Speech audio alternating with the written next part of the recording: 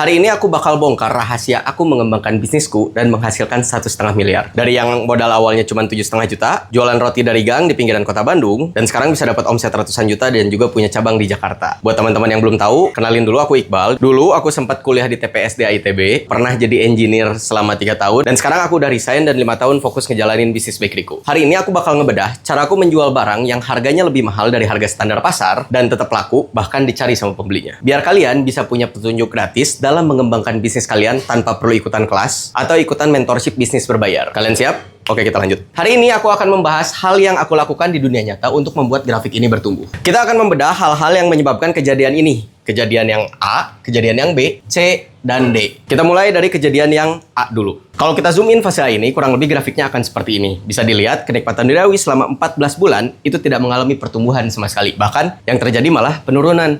Apa sih yang sebenarnya kenikmatan duniawi lakukan selama 14 bulan ini? Yang kita lakukan adalah pre-order. Jadi buat teman-teman yang mungkin belum tahu, pre-order itu adalah metode untuk berjualan di mana kita mengumpulkan dulu ordernya. Baru setelah ordernya terkumpul, kita buat produknya dan kita distribusikan produk tersebut agar apa tujuannya? Agar lebih efisien. Jadi kita nggak perlu keluar banyak bahan baku dan kita nggak perlu terlalu banyak modal investasi di awal. Tapi justru yang jadi masalah adalah ketika teman-teman lihat di sini, pre-order kita itu dilakukan kurang lebih selama periode 17 bulan. Dan bisa dilihat, ini adalah periode terendah dari si kenikmatan duniawi. Jadi asalnya mimpinya itu produknya pengen efisien karena mindsetnya tidak ingin rugi, dan juga hasilnya pemasukannya bisa maksimal karena modal yang diberikan itu cukup, malah pada kenyataannya yang terjadi adalah produktivitasnya malah menurun, dan juga terjadi stagnasi pemasukan, tidak mengalami pertumbuhan. Jadi sebenarnya setelah aku menjalani bisnis selama 5 tahun dan sampai ke titik ini, yang harusnya dijadikan mindset itu adalah bukan tentang kita tidak mau rugi dalam proses pembuatan produknya, tapi yang harusnya difikirkan adalah bagaimana cara menarik pelanggan. Jadi yang harusnya difikirkan itu adalah bagaimana sih cara kita menarik pelanggan-pelanggan ini untuk berbelanja di bisnis kita. Bukan tentang bagaimana cara kita mengefisienkan proses bisnis kita agar pengeluaran yang terjadi di bisnis ini menjadi rendah. Jadi kalau misalnya sekarang ada orang yang nonton konten ini dan masih kayak mikir, oh ya udah mending kita PO aja supaya si prosesnya lebih efisien dan hasil yang kita dapatkan lebih maksimal. Jawabannya salah, teman-teman. Kenapa? Karena mindsetnya harusnya kayak gini. Kita nyari pelanggannya, dengan pelanggan kita banyak belanja ke bisnis kita, barulah cost kita itu bisa kita tekan. Kenapa? Karena semakin banyak kita melakukan produksi, semakin banyak kita melakukan proses penjualan, di sana kita bisa melihat apa sih faktor-faktor di dalam bisnis kita yang bisa diefisienkan. Nah, sekarang kita balik lagi ke cerita kenikmatan duniawi, di mana di kondisi awalnya kenikmatan duniawi itu kurang lebih grafiknya seperti ini. Kalau misalnya teman-teman perhatikan, selama 3 bulan pertama, grafik kenikmatan duniawi itu masih relatif ada pembelinya, nggak nol banget gitu. Kenapa di 3 bulan pertama ini kenikmatan duniawi masih punya pembeli? Karena biasanya di 3 bulan pertama ini, orang yang beli adalah teman-teman atau orang dekat yang membantu kita. Hasilnya apa? Hasilnya adalah kenikmatan duniawi pun masih bisa berjualan. Tapi yang jadi masalah adalah setelah masuk ke bulan yang ketiga, mulai kelihatan nih, ada penurunan kan, bahkan kurang lebih sama lagi kayak di kondisi pertamanya. Barulah di sini aku mulai mikir gimana ya caranya supaya kita bisa berjualan ke orang-orang yang tidak kita kenal. Kenapa? Karena yang jadi masalah adalah ketika grafik ini udah turun, di kehidupan nyata yang terjadi adalah teman-teman aku udah beli semua. Jadi sekarang aku mikirnya, kalau misalnya ini adalah aku dan ini circle teman-temanku, orang-orang di sekitar aku itu udah pada beli. Teman-teman aku kan pasti punya teman-teman lain yang gak aku kenal nih di circle-nya. Pertanyaannya adalah bagaimana sih cara aku bisa mencapai ke titik-titik di mana orang ini itu mau membeli produk yang aku jual. Jadi langkah pertama yang aku lakukan adalah aku minta tolong dulu ke teman. Guys, tolongin dong jualin produk aku ke teman-teman kalian. Apakah sukses? Prosesnya jawabannya ada yang sukses, ada yang enggak. Kenapa? Karena kan nggak semua teman emang pengen ngebantuin ya. Dan kita juga pada akhirnya nggak bisa maksa. Jadi kayak ada beberapa yang emang ngebantuin untuk ngejual. Jadi kayak katakanlah orang ini jadi mau beli ke aku. Ada juga yang ya udah enggak Bal, sorry. Aku nggak bisa ngebantuin bla bla bla bla bla bla. Itu hal pertama yang aku lakukan. Terus yang berikutnya di sisi lain, selain aku minta tolong ke teman-teman aku untuk menawarkan produkku ke teman-teman mereka, hal lain yang aku lakukan juga adalah memasang meta ads atau iklan online. Dulu budget awalnya sebenarnya kecil sih, cuman sekitar 200.000 kalau nggak salah. Berikutnya apa sih hasilnya setelah aku minta tolong ke teman-teman dan melakukan meta ads? Jawabannya adalah grafik yang di sisi sebelah sini malah makin turun. Kenapa? Karena kan nggak semua teman-teman itu suportif. Dan di sisi lain sebenarnya setelah aku ngejalanin 5 tahun bisnis, budget iklan itu sebenarnya ada batas minimalnya. Kalau kita ngeset terlalu rendah, hasilnya apa? Hasilnya jadi tidak menghasilkan apa-apa. Dan di sisi lain yang jadi masalah juga di waktu itu iklan yang aku buat, kontennya itu jelek. Hasilnya apa? Hasilnya udah sama budgetnya kurang, iklannya jelek, hasilnya promosinya tidak berhasil. Yang mana grafiknya malah jadi turun. Berikutnya, karena aku tipe orang yang gigih dan bersemangat untuk berbisnis, jadinya ya udah deh kita coba lagi aja. Jalur teman-teman nggak bisa, jalur iklan online nggak bisa, kita coba cara yang lain. Karena ada beberapa bisnis sejenis yang berjualan di coffee shop, jadinya ya udah deh, aku mikir sama partner aku, gimana kalau kita coba aja door to door selling ke coffee shop terdekat atau coffee shop yang suka aku tongkrongin. Dan di sisi lain, hal yang kita coba juga adalah kita jualan keliling. Waktu itu kita sempat jualan keliling di area komplek daerah Liga Resik Bandung. Hal yang kita lakukan adalah aku keliling ke coffee shop, teman aku itu keliling di komplek. Kita biasanya keliling setiap pagi cuma 2 kali sehari. Jadi kayak dalam satu hari itu kita cuma keliling di jam 6 pagi sama di jam 8 pagi. Dan kelilingnya cuma di satu komplek. Hasilnya apa? Hasilnya betul, gagal lagi. Kondisinya ada di bawah sini. Bisa kita lihat grafiknya juga relatif stagnan ya. Tidak terjadi peningkatan, tidak terjadi penurunan yang lebih parah. Kenapa? Karena ternyata setelah aku door to door ke coffee shop, kebetulan kalau dilihat di sini kan ada naik dikit ya. Nah, ini tuh adalah fase di mana kita kebetulan pernah bekerja sama dengan Daily Routine Espresso Bar. Shout out ke Bang Mail udah ngebantuin kita di waktu itu. Jadi alhamdulillahnya kita tetap nggak nol banget, tapi yang jadi masalah adalah pemasukan kita bahkan tidak sampai 1 juta. Jadi kayak pemasukannya tuh sangat rendah. Tapi karena aku tipe orangnya tadi balik lagi masih gigih untuk berbisnis, jadinya ya udah deh, kita cari lagi ada nggak sih cara yang bisa aku lakukan untuk mendapatkan pemasukan lagi selain metode-metode yang sudah dilakukan sebelumnya. Kenapa? Karena yang jadi masalah adalah dari proses B2B coffee shop ini, kunci dari kesuksesan penjualan B2B itu sebenarnya ada di seberapa kenal kita dengan stakeholder B2B-nya. Kebetulan di waktu itu aku emang nobody aja, nggak kenal sama siapa-siapa juga. Jadinya ya ketika kita berangkat ke sana, proses dealingnya panjang, tapi pada akhirnya tidak jadi. Terus di sisi lain juga, ternyata yang jadi masalah adalah dari kita berkeliling, kalau kita nge-compare sama Sari Roti, kenapa aku melakukan jualan roti keliling ini sebagai salah satu opsi untuk penjualan? Karena jujur aku ngelihatnya best practice-nya itu dari si Sari Roti. Dan ternyata setelah dicari tahu, Sari Roti itu seenggaknya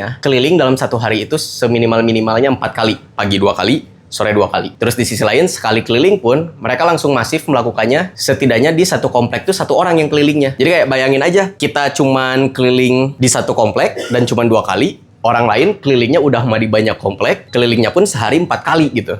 Jadi kayak wajar aja kalau misalnya hasil jualan keliling kita tidak signifikan. Karena setelah menjalani ini, aku mendapat kesimpulan kayak, oh ternyata effort yang aku lakukan dengan waktu yang diinvestasikan, hasilnya tidak seberapa. Jadinya muter otak lagi, ada nggak sih sebenarnya cara yang bisa aku coba dan belum aku lakukan dan masih mungkin untuk punya potensi keberhasilan? Jawabannya ada. Yang kita lakukan berikutnya adalah kita coba melakukan endorsement influencer. Siapa sih influencer yang waktu itu kita pilih? Waktu itu kita memilih Henry Aditya untuk percobaan endorsement kita. Biar teman-teman kebayang, waktu itu Adit itu red card-nya sekitar 800.000 per post dengan kondisi income kita bahkan nggak nyampe 800.000. Wah, itu seperti hidup dan mati dong, mengeluarkan seluruh pendapatan kita hanya untuk endorsement 1 orang. Tapi kayak ya udahlah, kita nggak ada hal lain yang bisa dicoba dan kita ngerasa nggak ada hal lain yang lebih baik untuk dicoba terlebih dahulu. Ya udah aku gas aja. Ini dia hasilnya, baru mulai ada peningkatan. Nah, di sini bisa kita lihat ketika teman-teman melakukan good promotion, yang terjadi apa? Yang terjadi adalah income-nya pun akan bertambah. Jadi sebenarnya cara kita untuk membahasakan iklan kita itu akan berpengaruh dengan pemasukan yang akan kita dapatkan di proses bisnis kita. Jadi tugasnya yang pertama adalah gimana sih cara kita membuat promosi sebaik mungkin dan sesuai mungkin dengan target market kita. Nah, karena dari endorsement influencer ini berhasil, ya udah deh, aku ulang lagi aja si prosesnya. Setelah itu kita nge-endorse lebih banyak orang. Kurang lebih ini ada 4 ya waktu itu. Budgetnya juga aku tulis di situ ada 0 rupiah, 350.000, 400 sama 300.000. Dari endorsement ini juga kebetulan kita mendapatkan hasil yang lain. Dari Kalevina kebetulan kita dapat ide untuk melakukan baking experience. Kalau misalnya dilihat ini di bagian yang paling kiri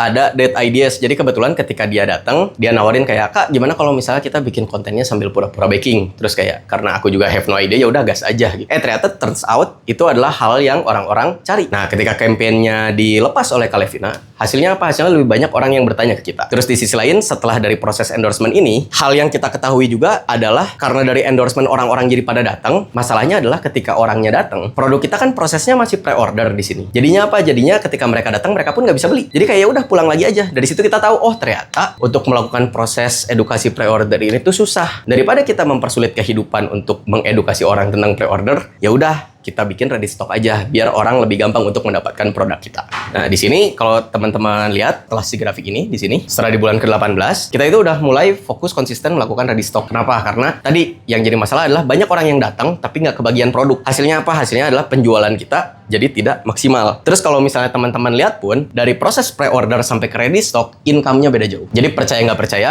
melakukan ready stock itu membuat income kita menjadi bertumbuh. Nah, berikutnya, karena tadi dari si proses endorsement itu kita mendapatkan ide bisnis lain yang mana adalah baking experience, ya udah deh, kita coba aja si baking experience-nya. Nah, dari si baking experience ini, kebetulan kita jadi mendapatkan promosi gratis dari pelanggan, kita mendapatkan saran tentang produknya, dan di sisi lain juga kita mendapatkan kritik bahwa tempat kita itu sulit untuk diakses. Selain kita mendapatkan exposure, kita mendapatkan penjualan, kita juga mendapatkan masukan dari si pelanggannya langsung. Kita jadi bisa lebih tahu tentang customer needs sama customer wants kita. Berikutnya apa yang terjadi nih setelah si baking experience itu kita rutinkan? Boom, kita naik lagi. Kalau dilihat grafik ini terjadi karena kita melakukan si baking experience. Di awal kita sudah mendapatkan good promotion lewat endorsement. Berikutnya si grafik ini bertumbuh juga karena kita mendapatkan good promotion lain. Good promotion lainnya adalah UGC atau user generated content dari orang-orang yang ikutan baking. Mereka ngontenin juga dan hasilnya apa? Hasilnya jadi viral lagi. Jadi kita diketahui oleh lebih banyak orang. Nah, inilah kondisi di mana ketika ada promosi yang sesuai dan juga produk yang bagus, sesuai dengan needs dan wants customer kita, sesuai dengan kebutuhan dan keinginan customer kita, hasilnya apa? Hasilnya grafik kita bertumbuh lagi. Nah, tapi kalau misalnya teman-teman perhatikan, hal berikutnya yang menjadi sulit adalah kita balik lagi stagnan lagi. Kenapa nih stagnan lagi? Karena tadi kita kan udah membahasakan promosi dengan baik lewat endorsement dan UGC. Kita mendapatkan produk yang lebih cocok dengan market kita yang mana adalah si baking experience tadi. Yang jadi masalah adalah tempat kita masih sulit diakses. Karena tempat kita masih sulit diakses, yang terjadi apa? Yang terjadi adalah stagnasi lagi. Apa sih yang aku lakukan untuk keluar dari stagnasi ini dan mendapatkan si income yang lebih tinggi? Jawabannya adalah aku melakukan penambahan value lain di bisnis aku. Caranya gimana? Caranya, tadi kan aku udah tahu endorsement dan ads itu udah laku ya. Jadinya apa ya? Udah simple. Budgetnya gedein aja. Dari yang asalnya budgetnya cuma 1 juta, aku naikin jadi 2 juta. Dari yang 2 juta, aku naikin terus sampai 5 juta. Terus di sisi lain, karena aku mikir, oh, yang jadi masalah adalah ketika budget itu sudah bertambah, pada akhirnya kita tidak bisa mengontrol apakah hasilnya akan bagus atau enggak. Dan di sisi lain, sebenarnya makin lama, budgetnya pun akan menjadi semakin mahal. Terus aku muter otak, gimana ya caranya supaya kita tetap bisa bikin promosi, cuman budgetnya bisa di-press gitu. Ya udahlah, aku mikir, kita bikin konten aja di platform pribadi aku. Karena pada dasarnya kan platform aku belum tergarap, platform aku belum terbangun dengan baik, dan di sisi lain juga aku rasa dalam 4 tahun terakhir aku cukup bisa nih untuk membangun platform si bakery. Jadinya udahlah mulai ngonten di platform pribadi sejak awal Februari 2025 ini. Hasilnya ini, konten yang pertama aku tuh sih 4 kesalahan pebisnis Gen Z. Kebetulan banget views-nya langsung dapat 1,6 million. Dari sini, boom, tiba-tiba ada Mas Bayu ngontak ke aku kayak ngajakin collab gitu bareng sama coffee shop namanya Jalanin Kedai Kopi. Hasilnya apa? Hasilnya kita punya cabang di Jakarta. Dan setelah punya cabang di Jakarta, yang terjadi apa? Yang terjadi ya ini, good product, good promotion, dan good place. Jadi ketika kita menyelesaikan permasalahan-permasalahan di bisnis kita, yang terjadi apa? Yang terjadi grafiknya akan terus bertumbuh. Nah, sekarang kita mulai masuk ke basic teorinya. Sebenarnya apa sih yang terjadi dari proses kenikmatan duniawi berdasarkan teori textbooknya nih ya? Jadi hal pertama yang perlu teman-teman perhatikan adalah proses pembelian itu selalu terjadi setelah produk atau brand diketahui oleh pasar. Nah, permasalahan pertamanya adalah di awal sini ketika kita mulai, promosi kita jelek. Hasilnya apa? Hasilnya ya ini, income-nya stagnan, nggak kemana-mana. Nah, yang jadi permasalahan berikutnya adalah gimana sih cara kita agar diketahui oleh pasar?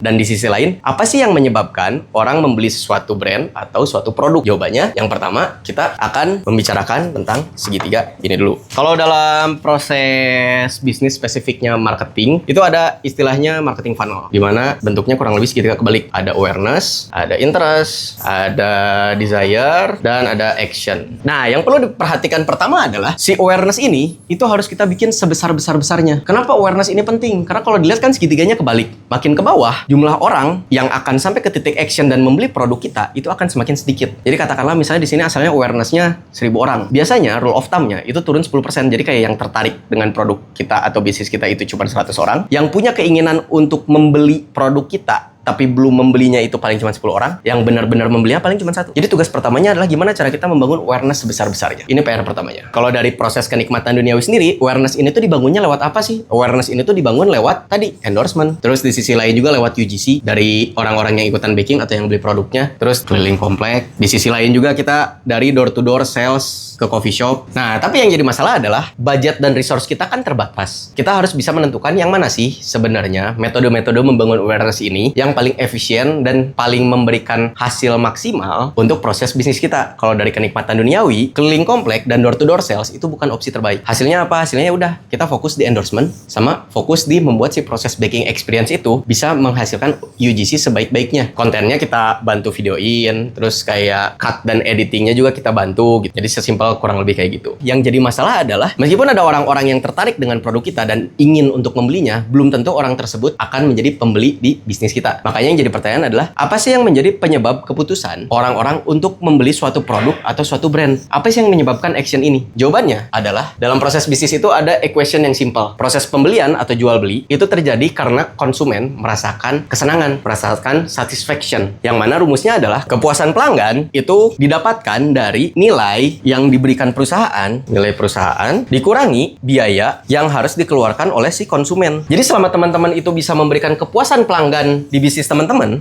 atau pelanggan itu akan menjadi puas setelah berbelanja dengan teman-teman, proses jual beli itu akan terjadi. Jadi tugasnya adalah bagaimana cara kita membuat si kepuasan pelanggan ini nilainya net positif. Nah, sekarang yang jadi pertanyaan berikutnya adalah, Bang, terus nilai perusahaan tuh isinya apa sih? Atau biaya yang dibayarkan oleh konsumen tuh ada apa aja sih? Jawabannya ada 4P sama ada 4C. Apa aja tuh 4P sama 4C-nya? P yang pertama tadi, promotion. Promotion di sini tuh bukan tentang kita memberikan diskon atau memberikan potongan harga besar-besaran. Tapi promotion di sini itu berhubungan dengan communication. Bagaimana sih cara kita mengkomunikasikan produk kita atau brand kita kepada si target market kita? Kalau misal proses promosi ini bagus, yang terjadi apa? Yang terjadi adalah di sini.